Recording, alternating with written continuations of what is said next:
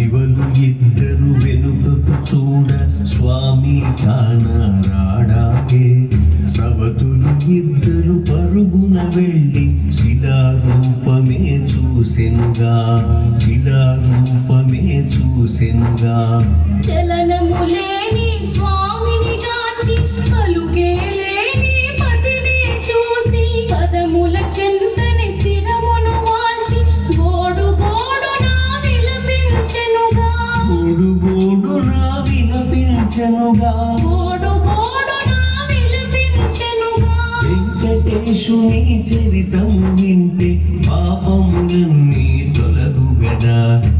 ఏడు కొండలు ఎక్కినంతని మనసే పరవశముందు గదా.